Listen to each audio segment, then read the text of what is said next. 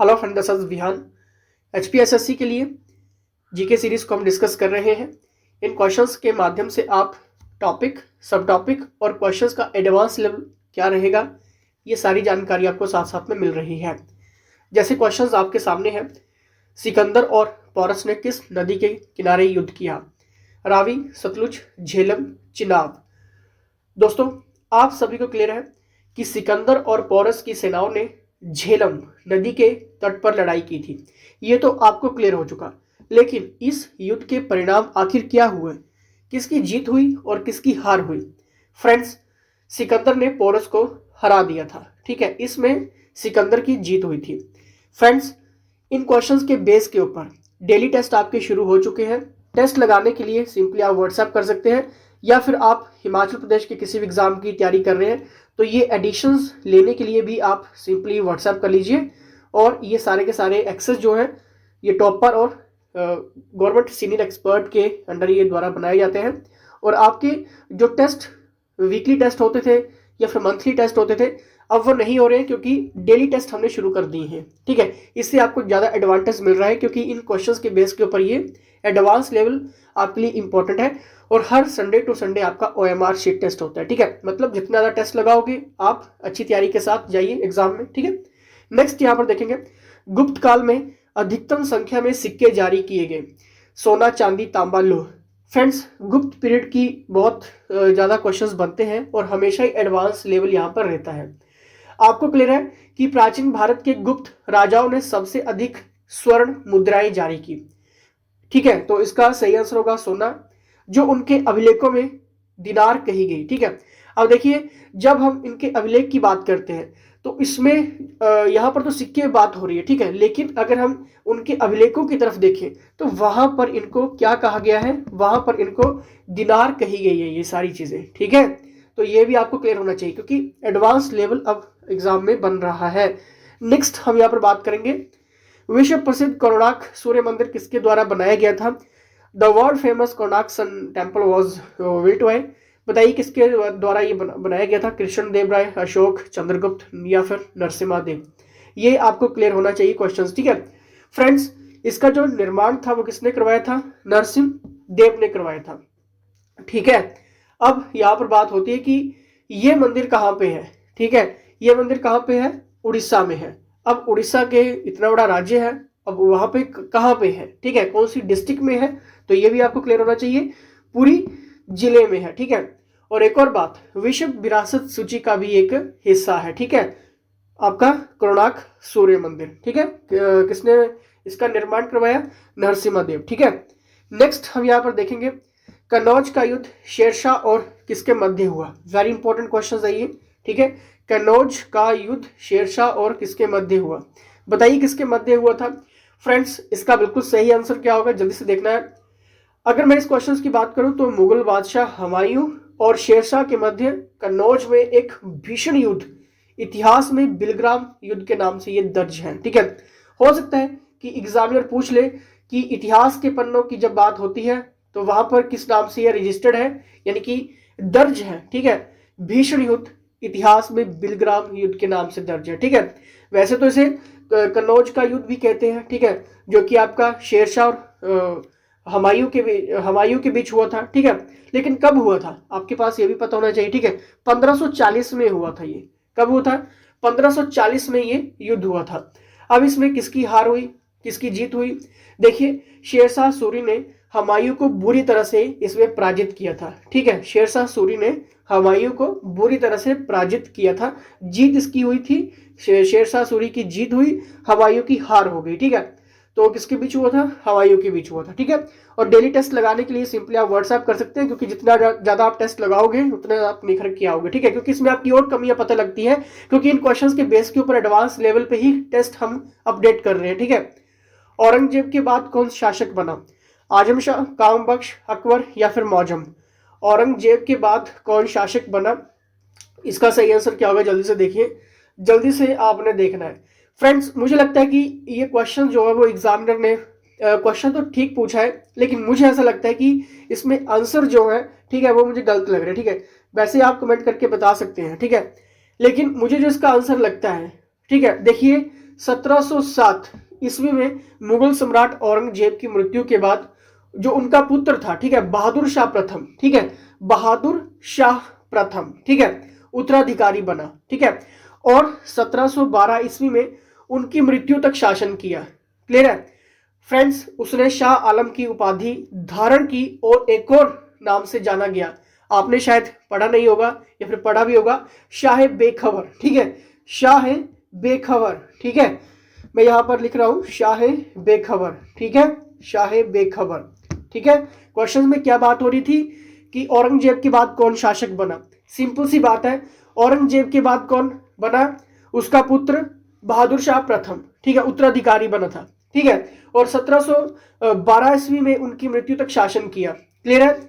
अब देखिए, उसने शाह आलम की उपाधि धारण की और शाह बेखबर के नाम से जाना गया, ठीक है, यह भी आपको पता होना चाहिए। तो इसका सही आंसर क्या होगा? इसका सही आंसर होगा बहादुर शाह प्रथम, ठीक है, लेकिन यहाँ पर ऑप्शंस में नहीं है, बट आप फिर भी मुझे कमेंट करके बता सकते हैं आपको क्या लगता है, ठीक है। नेक्स्ट यहाँ पे देखेंगे, सरफरोशी की तमन्ना अब हमारे दिल में है, किसने लिखा है? किसने लिखा है ये, ठीक है, क्या ये बिस्मिल अजीमाबादी ने लिखा है, मोहम्मद इकबाल ने लिखा है, काजी नजरुल इस्लाम ने लिखा है, या फिर फिराक गोरखपुरी ने लिखा है? सरफरोशी की तमन्ना अब हमारे दिल में है, ये किसने लिखा है? फ्रेंड्स, शायर बिस्मिल अजीमाबादी, ध्यान से सुनना, शायर बिस्मिल असीमाबादी सरफरोशी की तमन्ना अब हमारे दिल में है, ये गजल जब कानों में पड़ती है तो किसका नाम आता है? राम प्रसाद बिस्मिल का चेहरा हमें याद आता है, ठीक है, लेकिन ये गजल राम प्रसाद बिस्मिल का प्रतीक सी बन गई है, लेकिन बहुत कम लोगों को पता होगा कि इसके रचयिता राम प्रसाद बिस्मिल नहीं बल्कि शायर बिस्मिल अजीमाबादी थे, ठीक है। कौन थे? शायर बिस्मिल अजीमाबादी, ठीक है, option number A is the right answer. Clear? चलिए नेक्स्ट क्वेश्चन की तरफ बढ़ेंगे। आर्य समाज इसके विरुद्ध है, वेरी इंपॉर्टेंट क्वेश्चन है ये, ठीक है, देना इसके ऊपर फोकस करिए। आर्य समाज इसके विरुद्ध है, ईश्वर का अस्तित्व, कर्मकांड और मूर्ति पूजा, हिंदुत्व या फिर इस्लाम। देखिए सिंपल सी बात है, सिंपल सी बात मैं आपको यहां पर बता देता हूं कि राजा राम मोहन रॉय का जो ब्रह्म समाज और स्वामी दयानंद के नेतृत्व में आर्य समाज 19वीं शताब्दी में भारत के दो प्रमुख सामाजिक धार्मिक आंदोलन थे, ठीक है। देखिए अगर हम इन दोनों धर्मों की बात करें, ठीक है, इन दोनों संगठनों की बात करें, ठीक है, तो दोनों संगठन सती, बहुविवाह, बाल विवाह, मूर्ति पूजा और समाज में जितनी भी कुरीतियां थी, ठीक है, जो भी काम गंदे काम हो रहे थे, ठीक है, उन सब के ये खिलाफ थे, ठीक है। लेकिन दोस्तों यहाँ पर चीज क्या है? ब्रह्म समाज ने अपनी प्रेरणा वेदों, उपनिषदों और प्राचीन भारत के अन्य पवित्र ग्रंथों से प्राप्त की, जबकि आर्य जो समाज था केवल वेदों को मानता था। क्लियर है फ्रेंड्स? ब्रह्म समाज ने इस्लाम और ईसाई धर्म को हिंदू धर्म के समान माना, आर्य समाज ने हिंदू धर्म की श्रेष्ठता का दावा किया और दावा किया कि यह जीवन का सबसे अच्छा प्रतीक है, ठीक है। तो अब बताइए आर्य समाज इसके विरुद्ध है, जल्दी से ऑप्शन नंबर बी इसका सही आंसर, यानी कि कर्मकांड और मूर्ति पूजा, ठीक है। चलिए नेक्स्ट हम यहां पर देखेंगे, नेक्स्ट क्वेश्चन आपकी स्क्रीन के सामने है, भारत छोड़ो आंदोलन किस वर्ष शुरू किया गया था? आपको पता होगा, ठीक है, क्विट इंडिया मूवमेंट की बात होती है, कब ये शुरू किया गया था? 1920, 1917, 1918 या फिर 1942? सभी को पता होगा 1942, 1942। लेकिन गांधी जी के 3 सबसे प्रमुख आंदोलन और भी थे, कौन कौन से थे? एक आपका 1920 और 22 का कौन सा था? असहयोग आंदोलन था, ठीक है, 1920-22 का कौन था? आपका असहयोग आंदोलन था। क्लियर है? और आपका 1930 का कौन सा था? 1930 का आपका सविनय अवज्ञा आंदोलन था, ठीक है। तो ये आपको पता होना चाहिए, तो इसका सही आंसर होगा ऑप्शन नंबर डी। नेक्स्ट हम यहाँ पर बात करेंगे, भारत कब एक संपूर्ण प्रभुत्व संपन्न लोकतांत्रिक गणराज्य बना? 26 जनवरी 1949, 26 नवंबर 1949, 26 नवंबर 1930 या फिर इनमें से कोई नहीं, बताना है। फ्रेंड्स आप सभी को क्लियर है, आप सभी को क्लियर है कि भारत 15 अगस्त 1947 को एक स्वतंत्र राष्ट्र बना था। फ्रेंड्स इसने 26 जनवरी 1950 को संविधान को अपनाने के साथ खुद को एक डेमोक्रेटिक और रिपब्लिक राज्य घोषित किया, जिसे भारत में गणतंत्र दिवस के रूप में मनाया जाता है, ठीक है। तो इसका सही आंसर क्या होगा? भारत कब एक संपूर्ण प्रभुत्व संपन्न लोकतांत्रिक गणराज्य बना? इसका सही आंसर क्या होगा बताइए, कमेंट बॉक्स में कमेंट कर दीजिए। 179 का अगर मैं इतना एक्सप्लेन कर रहा हूं तो आपको पता भी होना चाहिए, ठीक है। चलिए नेक्स्ट हम यहां पर देखेंगे, मैं आपको सारी चीजें बता दूंगा, ठीक है, आप टेंशन मत लीजिए, मैं आपको हर एक चीज यहां पर क्लियर करने वाला हूं, ठीक है। लेकिन अगर आपके कोई भी डाउट्स, क्वेश्चंस, क्वेरीज आती हैं, सिंपली आप व्हाट्सएप कर लीजिए, ठीक है। नेक्स्ट क्वेश्चन यहां पे क्या है, नेक्स्ट क्वेश्चन आपकी स्क्रीन के सामने है दोस्तों, कि कौन सा एक मौलिक कर्तव्य नहीं है की बात हुई है यहां पे, ठीक है। कौन सा एक मौलिक कर्तव्य नहीं है, यानी कि फंडामेंटल ड्यूटी इज नॉट संविधान के प्रति निष्ठा और राष्ट्रीय ध्वज का सम्मान, भाईचारा और सौहार्द बढ़ाना, अखंडता की रक्षा और बनाए रखना, या फिर सैन्य और शैक्षिक के अतिरिक्त उपाधियों का अनुमूलन। बताइए बताइए इसका सही आंसर क्या होगा जल्दी से फ्रेंड्स। इसका बिल्कुल सही आंसर होगा ऑप्शन नंबर डी, ठीक है, यानी कि सैन्य और शैक्षिक के अतिरिक्त उपाधियों का उन्मूलन, ठीक है। ये फंडामेंटल ड्यूटीज नहीं है, लेकिन आपको ये क्लियर होना चाहिए कि हमारे फंडामेंटल ड्यूटीज है क्या क्या। फिर इसके ऊपर एक कंप्लीट लेक्चर्स में बहुत जल्दी बनाऊंगा, आपको मैं ट्रिक्स के साथ ये सारी चीजें याद करवा के चला जाऊंगा, ठीक है, जिसमें आपके फंडामेंटल ड्यूटीज होंगे, राइट्स होंगे, और आपका अमेंडमेंट्स होंगी, और आपका जितना भी आर्टिकल्स इंपॉर्टेंट रहेगा, ठीक है, जो भी रहेगा, ठीक है, उसको हम करेंगे ट्रिक्स के माध्यम से, ठीक है, क्योंकि ये आपके लिए बेनिफिट होने वाला है, ठीक है। चलिए नेक्स्ट हम यहाँ पर डिस्कस करेंगे, भारत के नियंत्रक और महालेखाकार की नियुक्ति कितने समय के लिए की जाती है? Very important question. What is the term of appointment of controller and auditor general of India? बताइए यहाँ पर इसका सही आंसर क्या होगा। क्या ये 6 वर्ष है 65 वर्ष की आयु तक, 6 वर्ष या फिर 6 वर्ष या 65 वर्ष की आयु तक, जो भी पहले हो जाए, या फिर 5 वर्ष? जल्दी से देखना है। देखिए भारत के नियंत्रक यानी कि कंट्रोलर एंड ऑडिटर, ठीक है, इनकी नियुक्ति कितने समय के लिए की जाती है? 6 वर्ष या 65 वर्ष की आयु तक, ठीक है, जो भी पहले हो जाए, ठीक है। अगर 6 वर्ष पहले कंप्लीट हो गए तो रिटायर्ड, ठीक है, या फिर यहां पर मान लीजिए आपके 4 वर्ष ही आपको काम करते हुए हैं, ड्यूटी करते हुए हैं, ठीक है, लेकिन आपने 65 वर्ष कंप्लीट कर लिए, तब आप तीसरे साल ही फिर चौथे साल ही कर दी जाएंगे, ठीक है। तो यहां पर सी ऑप्शन। नेक्स्ट यहां पर देखेंगे, कौन सी पंचायती राज संस्था नहीं है? Is not a Panchayati Raj institutions. Very important question है ये, देखिए इसका सही आंसर क्या होगा। इसका सही आंसर क्या होगा? क्या ये ग्राम सभा है, ग्राम पंचायत है, ग्राम सहकारी सोसाइटी है, या फिर न्यायिक पंचायती है? Is not Panchayati Raj institutions. Friends अगर आपने हमारे वीडियो कोर्सेज लिए हैं, ठीक है, तो आपको क्लियर है कि पॉलिटी में पंचायती राज को हमने बहुत ही अच्छे तरीके से यहाँ पर समझा है और समझाया है मैम ने, ठीक है, जो कि आपके किसी भी एग्जाम के लिए बहुत इंपॉर्टेंट फैक्ट्स आपको वहां पर बता के रख दिए गए हैं। मतलब पूरा का पूरा ही ये बहुत अच्छी चीजें आपको यहाँ पर मिल रही हैं, ठीक है। तो जिन्होंने कोर्सेज ज्वाइन नहीं किया है, टाइम से पहले आप कर भी सकते हैं, क्योंकि अगर आप कोर्सेज ज्वाइन करते हैं तो सिंपल सी बात है, आप डायरेक्ट 1 साल के लिए एनरोल्ड होते हैं, ठीक है, और आप 1 से 2 महीने की स्टडी के साथ भी आप अपने एग्जाम को क्रैक कर सकते हैं, इसमें कोई बड़ी बात नहीं है, ठीक है। यहाँ पर नेक्स्ट बात करेंगे, पंचायती राज संस्था नहीं है, यानी कि ग्राम सहकारी सोसाइटी, ठीक है, is not a Panchayati Raj institution, ठीक है। ग्राम सहकारी सोसाइटी जो है वो आपका पंचायती राज इंस्टीट्यूशंस नहीं है, ठीक है। चलिए नेक्स्ट हम यहाँ पर देखेंगे, मंगल की कक्षा में पहुंचने वाला प्रथम एशियाई देश कौन सा है, कंट्री कौन सा है? मंगल की कक्षा में पहुंचने वाला प्रथम एशियाई देश कौन सा था, ठीक है। इसका सही आंसर होगा, जल्दी से देखना है, इसका सही आंसर है ऑप्शन नंबर बी। देखिए दोस्तों, जब हम नासा की बात करते हैं या फिर इसरो की बात करते हैं, आपको क्लियर है, ये टॉपिक क्लियर है बिल्कुल कि आना ही आना है यहां से क्वेश्चन, आप इस चीज को छोड़ ही नहीं सकते हैं, ठीक है। लेकिन क्वेश्चंस किस तरह से बनता है, आपका ज्यादातर करंट हाईलाइट क्वेश्चंस बनता है इसमें, ठीक है। जो भी करंट हाईलाइट रहेगा प्रीवियस 6 मंथ का, वो डायरेक्ट एग्जामिनर पूछेगा, ठीक है। चलिए नेक्स्ट हम यहाँ पर डिस्कस करेंगे, इसलिए करंट अफेयर्स बेस्ट 300 भी हम आपको प्रोवाइड करवाते हैं मंथ वाइज, ठीक है, वो भी आप ले सकते हैं। नेक्स्ट यहाँ पे जीएमटी मीन्स क्या होता है, इसका मतलब इसका मतलब क्या होता है जीएमटी मीन्स? क्या ये general meridian time, Greenwich mean time, global mean time, या फिर इनमें से कोई नहीं, बताना है फ्रेंड्स। इसका सही आंसर होगा ग्रीनविच मीन टाइम। ठीक है, ऑप्शन नंबर बी इसका सही आंसर होगा। नेक्स्ट हम यहां पर देखेंगे, पृथ्वी को क्षैतिजीय रूप से घेरने वाली काल्पनिक रेखाएं कहलाती हैं। देखिए इसका सही आंसर क्या होगा, पहले तो आपको ये क्लियर होना चाहिए। जल्दी से देखिए इसका सही आंसर क्या होगा, आपके पास आंसर होना चाहिए फ्रेंड्स। इसका सही आंसर होगा ऑप्शन नंबर ए, लैटिट्यूड। अब देखिए लैटिट्यूड क्यों है, आपको क्लियर है, ये आपकी पृथ्वी है, ठीक है, ये आपका नॉर्थ पोल है, ये आपका साउथ पोल है, ठीक है।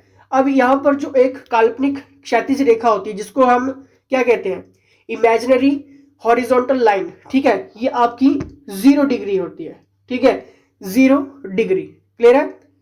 और बाकी तो आपको क्लियर ही है, क्लियर है। ये पृथ्वी को क्या करती है, 2 भागों में विभाजित करती है, एक आपका नॉर्थन होता है और एक आपका साउथन होता है, ठीक है। चलिए तो इसलिए इसका सही आंसर होगा ऑप्शन नंबर ए, यानी कि लैटिट्यूड। नेक्स्ट हम यहां पर देखेंगे, नेक्स्ट क्वेश्चन है, what is the main natural cause of disturbation of road in hilly areas, ठीक है, बताइए इसका सही आंसर। क्या ये लैंडस्लाइड है, फॉलिंग ट्रीज है, ट्रैफिक है, या फिर रोड कंस्ट्रक्शंस है, बताइए।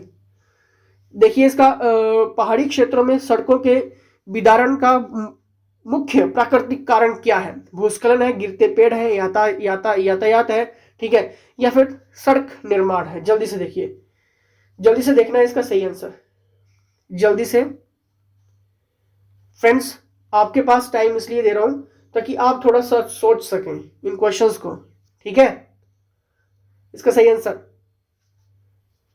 पहाड़ी क्षेत्रों में सड़कों के जो भी डिस्टर्बिंग होता है वो किस कारण का होता है, किस लिए होता है, प्राकृतिक का कारण क्या है वो, इसका सही आंसर ऑप्शन नंबर ए, ठीक है, भूस्खलन यानी कि लैंडस्लाइड। अब देखिए जब हम डिजास्टर मैनेजमेंट की बात करते हैं, ठीक है, तो ये आपको टॉपिक क्लियर होने चाहिए, यहाँ से क्वेश्चंस, ठीक है, आपके पास होने चाहिए, चाहे मैं लैंडस्लाइड की बात करूं या फिर ट्रैफिक की बात करूं, ठीक है, या फिर आपके रोड कंस्ट्रक्शंस की बात करूं, अर्थक्वेक्स की बात करूं, साइक्लोन्स की बात करूं, ठीक है, यहां से क्वेश्चंस बनेंगे आपके एग्जाम में, आप छोड़ नहीं सकते इन सब चीजों को। नेक्स्ट यहां पर देखेंगे, कौन सी नदी हिमालय के पार से निकलती है, बताइए कौन सी नदी हिमालय के पार से निकलती है। क्या ये सिंधु है, सरस्वती है, गंगा है, या फिर यमुना है, जल्दी से फ्रेंड्स। इसका सही आंसर होगा ऑप्शन नंबर ए, ठीक है, कौन सी नदी हिमालय के पार से निकलती है, सिंधु, क्लियर। नेक्स्ट यहां पर देखिए, भारत में किस राज्य को चावल का कटोरा कहा जाता है, ठीक है, राइस वॉल की यहां पर बात हो रही है, केरला, कर्नाटका, आंध्र प्रदेश, या फिर तमिलनाडु। इसका सही आंसर क्या होगा, क्या होगा इसका सही आंसर फ्रेंड्स, चावल का कटोरा यानी कि आंध्र प्रदेश, ठीक है, Andhra Pradesh, option number C, clear. Next हम यहां पर देखेंगे, देखिए इन क्वेश्चंस को करवाने का मतलब क्या है कि टॉपिक देखो, सब टॉपिक देखो, बार बार ये चीज नहीं बताऊंगा, और यहां से जितना भी एडवांस लेवल रहेगा वो आपके टेस्ट हो रहे हैं, ठीक है, तो टेस्ट लगाने के लिए सिंपली व्हाट्सएप कर लेना। विश्व का एकमात्र तैरता राष्ट्रीय पार्क कहाँ है, मणिपुर, कुआलालंपुर, बिलासपुर, दिसपुर। तैरता राष्ट्रीय पार्क कहां पे है, कहां पे है जी, जल्दी से देखना है फ्रेंड्स। ये है आपका विश्व का एकमात्र तैरता राष्ट्रीय पार्क कहां है, ऑप्शन नंबर ए, यानी कि मणिपुर, क्लियर। चलिए नेक्स्ट यहां पर देखिए, नेक्स्ट क्वेश्चन है यहां पर स्टैगफ्लेशन, वेरी इंपॉर्टेंट क्वेश्चन है और आपको यह पता होना चाहिए, ठीक है। क्वेश्चंस पढ़िए, the term stagflation refer to a situations here, बताइए इसका सही आंसर, इसका सही आंसर क्या होगा, ऑप्शंस आप सभी के सामने हैं। देखिए जब हम मुद्रास्फीति जनित मंदी की बात करते हैं, ठीक है, पहले तो ये क्लियर होना चाहिए कि होता क्या है ये आपका स्टैगफ्लेशन। इसमें क्या होती है, जीडीपी डाउन, अनएम्प्लॉयमेंट हाई हो जाएगा, डिमांड डाउन और इन्फ्लेशन अप हो जाएगी।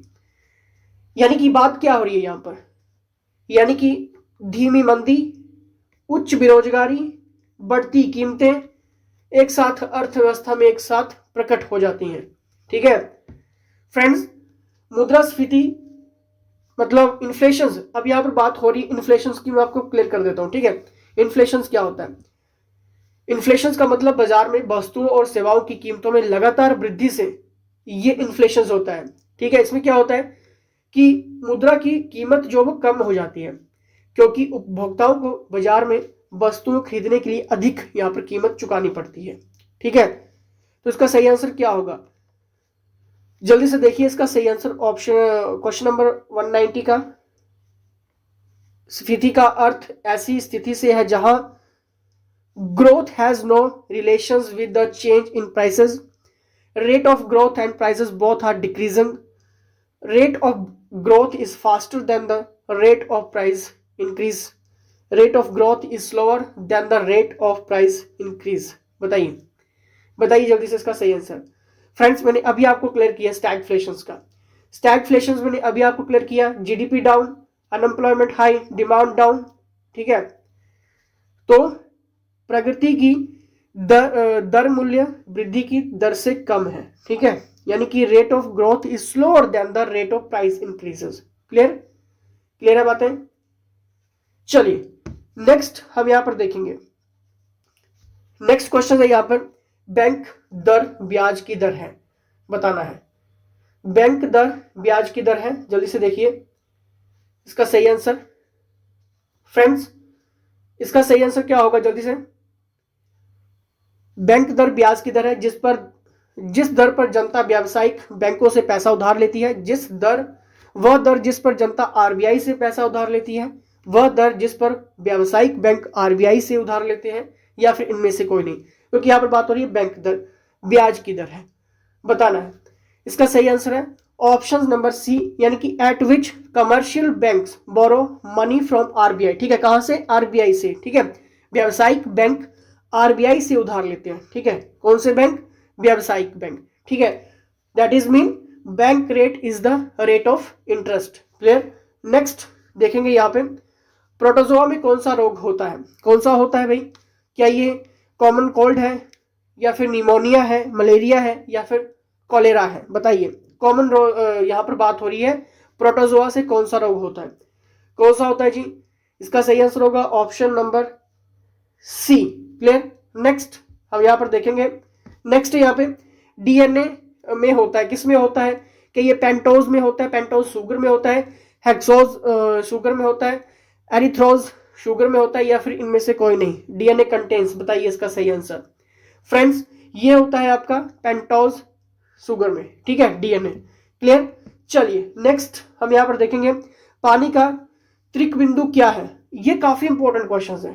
ठीक है, ये आपका काफी इंपॉर्टेंट क्वेश्चन है और ये आपको पता होने चाहिए, क्योंकि यहां पर बात क्या हो रही है? देखिए सिंपल सी बात है, यहां पर मैं आपको ज्यादा कंफ्यूज नहीं करूंगा। ठीक है, अगर यहां पर देखिए केल्विन में भी पूछा गया है और डिग्री सेल्सियस में भी पूछा गया है। ठीक है, तो आपको दोनों के बारे में क्लियर होना चाहिए। ट्रिपल पॉइंट की यहां पर बात हो रही है। फ्रेंड्स, आपको क्लियर है कि जो आपका ट्रिपल पॉइंट होता है, ठीक है, टेम्परेचर और दबाव इसमें होता है। ठीक है, इसमें होता क्या है कि जो 3 स्टेजेस आपके गैस, तरल और ठोस। ठीक है, इंग्लिश में भी आपको मैं साथ साथ बता रहा हूं, गैस, लिक्विड और आपका सॉलिड। ठीक है, ये क्या होता है? ये आपका थर्मोडायनेमिक बैलेंस में ये क्या होता है? इक्विलिब्रियम में होते हैं। ठीक है, लेकिन मैं आपको कंफ्यूज नहीं कर रहा हूं यहां पर। ठीक है, सिंपल सी बात मैं आपको यहां पर क्लियर कर देता हूं। देखिए, अगर क्वेश्चंस ट्रिपल पॉइंट से रिलेटेड आया है तो हो सकता है कि एडवांस लेवल बनेगा। सिंपल सी बात याद रख लो, अगर केल्विन में पूछेंगे तो 273.16 केल्विन। ठीक है, ये ट्रिपल पॉइंट का बता रहा हूं आपको। ठीक है, त्रिक बिंदु पानी का बता रहा हूं। ठीक है, ये आपका केल्विन में होगा। और अगर डिग्री सेल्सियस में पूछ ले तो याद रखो 0.01 डिग्री सेल्सियस, ये आपका सेल्सियस में होगा। और फ़ारेनहाइट में पूछ ले तो फ़ारेनहाइट में आपका 32.018 डिग्री फ़ारेनहाइट में होगा। ठीक है, पानी का त्रिक बिंदु ये याद रख लो, फ़ारेनहाइट में ये होगा, ठीक है, केल्विन में ये होगा और डिग्री सेल्सियस में ये होगा। तो यहाँ पर आपका जो डिग्री सेल्सियस में पूछा है उसके तो ऑप्शंस गलत दिए हैं, ऑब्वियसली सी बात है, ठीक है। तो यहाँ पर केल्विन का सही आंसर क्या होगा, ऑप्शन नंबर ए, यानी कि 273.16 केल्विन, ठीक है। ये आपका ट्रिपल पॉइंट ऑफ वाटर है, ठीक है। और बाकी फ़ारेनहाइट और डिग्री सेल्सियस भी आपको याद रखना है, क्लियर। नेक्स्ट यहाँ पर देखेंगे, vehicles use dash to see object coming from behind, ठीक है। वाहनों में, यहां पर बात हो रही है वाहनों में पीछे से आने वाले वस्तु को देखने के लिए डैश का उपयोग किया जाता है। क्या ये अवतल लेंस है, यानी कि कनकेव लेंस है, कन्वेक्स लेंस है, कनकेव मिरर है, कन्वेक्स मिरर है, बताइए कौन सा है इसका सही आंसर, बताइए जल्दी से देखिए इसका सही आंसर। ये सभी को आना चाहिए, ये किसी का भी गलत नहीं होना चाहिए, ठीक है। अगर ये क्वेश्चन गलत हुआ तो फिर बहुत कुछ आपका क्लियर होना जरूरी है, ठीक है। देखिए इसका सही आंसर होगा ऑप्शन नंबर डी। क्या होगा, ऑप्शन नंबर डी, यानी कि उत्तल लेंस, आपका उत्तल लेंस, ठीक है। अब देखिए डेली साइंस के क्वेश्चंस कहाँ से रीड करें, क्योंकि काफी वास्ट होता है, सभी को प्रॉब्लम आती है। एनसीईआरटी रीड करेंगे, इतना टाइम है क्या। देखिए सबसे बेस्ट तरीका होता है आपका टॉप 10 मैगजीन्स, न्यूज़पेपर और प्रीवियस में जितना भी पेपर क्वेश्चंस बन रहा है उसका एडवांस लेवल। और यहाँ पर एक और चीज, जो सेंट्रल लेवल के एग्जाम हो रहे हैं वहां पे किस टाइप के क्वेश्चन है, क्योंकि ये एनालाइज करता है आपका हमीरपुर बोर्ड, ठीक है। चाहे वो आपके एसएससी के एग्जाम है, सीएचएसएल के एग्जाम है, या फिर अदर कोई भी एग्जाम है, वहां से डायरेक्ट पिकअप होते हैं क्वेश्चन, ठीक है। अगर नहीं पता लग रहा है सिंपली आप व्हाट्सएप करो, क्योंकि ये सारी चीजें आपको मिल सकती हैं एक ही प्लेटफॉर्म पे, एचपीजे के पे, ठीक है। इसका सही आंसर, ठीक है, कन्वेक्स मिरर, क्लियर। नेक्स्ट यहाँ पर देखेंगे, लिटमस प्राप्त होता है बैक्टीरिया से, फंगस से, एल्गी से, या फिर लाइकेन से, किससे प्राप्त होता है, जल्दी से देखिए। इसका सही आंसर होगा जो लिटमस है आपका वो लाइकेन से प्राप्त होता है, ठीक है। नेक्स्ट देखिए यहाँ पर, विद्युत प्रेस को गर्म करने के लिए किस धातु का उपयोग किया जाता है, ठीक है, यानी कि use to heat up the electric iron. क्या ये कॉपर है, टंगस्टन है, नाइक्रोम है, या फिर टिन है, बताइए इसका सही आंसर। फ्रेंड्स विद्युत प्रेस को गर्म करने के लिए किस धातु का प्रयोग किया जाता है, यानी कि उपयोग किया जाता है आपका टिन, ठीक है। नेक्स्ट देखिए यहाँ पर, अलीखा खान स्माइलोव किस देश के नए प्रधानमंत्री बने हैं। देखिए जितनी भी अपॉइंटमेंट्स रहती हैं, और ये खासकर एग्जामिनर पूछता है, चाहे मैं प्रधानमंत्री की बात करूं या फिर थोड़ा सा एडवांस लेवल पे चले जाएं, या फिर हिंदुस्तान का किसी कंट्री के साथ कोई एमओयू हो रहा है, समझौता हो रहा है, डायरेक्ट क्वेश्चन होगा, आप इन चीज़ों को स्किप नहीं कर सकते हैं, ठीक है। देखिए इसका सही आंसर कजाकिस्तान के ये बने हैं, क्लियर। किस देश ने हाल ही में TU-160M व्हाइट स्वॉन बॉम्बर विकसित किया है, बॉम्बर किसने ये विकसित किया है, ठीक है। तो इसका सही आंसर होगा ऑप्शन नंबर सी, यानी कि ये रूस ने विकसित किया है। फ्रेंड्स एचपीएसएससी की ये सीरीज रुकने वाली नहीं है, ठीक है। तो जरूर आपने डेली के डेली ये अटेंड करनी है, ठीक है, क्योंकि इसमें आपको बहुत कुछ पता लग रहा है, टॉपिक और सब टॉपिक आपके क्लियर हो रहे हैं। लेकिन अगर आप चाहते हैं कि फर्स्ट अटेम्प्ट में ही किसी तरह से एग्जाम निकालना है, तो आपके लिए daily test important role play करेंगे, और साथ में जो हफ्ते भर का आपका OMR शीट टेस्ट होगा संडे टू संडे, ठीक है, ये भी इंपॉर्टेंट रहेगा। तो छोड़ो मत इन सब चीजों को। रोजगार मिशन किस राज्य की नवीन पहल है, बताइए इसका सही आंसर। इसका सही आंसर होगा ऑप्शन नंबर बी, यानी कि छत्तीसगढ़, ठीक है। और कोर्सेज ज्वाइन करने के लिए आप व्हाट्सएप कर सकते हैं, क्योंकि इसमें आपको सारे के सारे एडिशन मिल रहे हैं, पूरा का पूरा कंप्लीट पैकेज इसमें आपको मिल रहा है, और यहाँ से आपकी बहुत ज़्यादा एनहेंस स्टडी हो जाएगी, और नॉलेज को आप ज़्यादा से ज़्यादा ग्रैब कर पाएंगे, ठीक है। लाइक शेयर सब्सक्राइब कर दीजिए। मिलेंगे नेक्स्ट HPSSC की जीके सीरीज में, क्योंकि ये इंपॉर्टेंट है। चलिए इसी के साथ जय हिंद, जय हिमाचल।